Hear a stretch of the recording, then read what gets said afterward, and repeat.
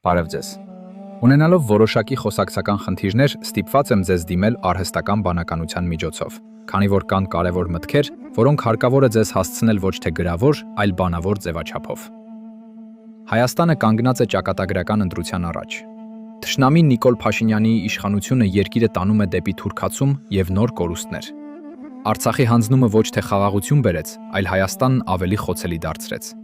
Այս խաղաղությունն կոչվածը խաբուսիկ է։ Փաշինյանի վերարտադրումը եւ իր զիջողական քաղաքականությունը կբերի նոր հարձակումների, զոհերի եւ տարածքային նոր կորուստների։ Եթե դուք կրկին ընտրեք Նիկոլ Փաշինյանին կամ նրա արբանյակ քաղաքական ուժերին, ապա ձեր երեխաների համար կընտրեք նոր աղետներ եւ նոր զիջումներ։ Դա ձեր կողմից կլինի եռաբլուրի ուրացում, մեր զոհված տղաների հիշատակի ուրացում։ Եվ յուրաքանչյուր նոր աղետի պատասխանատվությունը կընկնի նաեւ այդ ընտրությունը կատարողների վրա։ Քաղաքացիական պայմանագրին ձայն տալով դուք վտանգի տակ եք դնում Հայաստանի եւ ձեր երեխաների ապագան։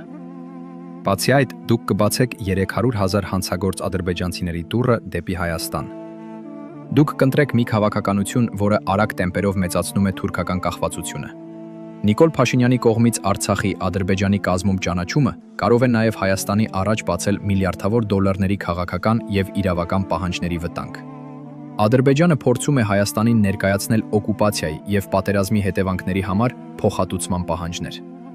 Իսկ նման պայմաններում հերթական զիջումների ճանապարհով իշխանությունը կարող է հանձնել Սյունիքը եւ նույնիսկ Սևանը։ Փաշինյանը ստում է, թե մեզ տանում է դեպի արևմուտք։ Իրականում Ռուսաստանը, չցանկանալով եւ իր թուլացման պատճառով, տարածաշրջանում իր ազդեցությունը, այդ թվում Հայաստանում, փոխանցում է Թուրքիային, իսկ այս իշխանությունը գնում է այդ թուրքացման ուղով։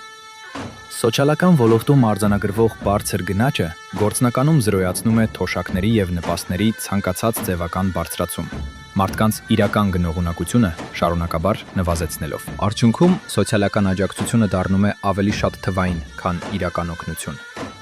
Կրթական համակարգում իրականացվող քաղաքականության պայմաններում աստիճանաբար թուլանում են ազգային արժեքային հիմքերը, իսկ կրթության բովանդակային որակը վտանգվում է։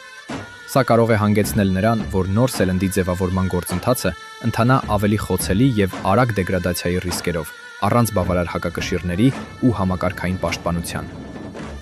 Ես ունեմ այլընտրանք։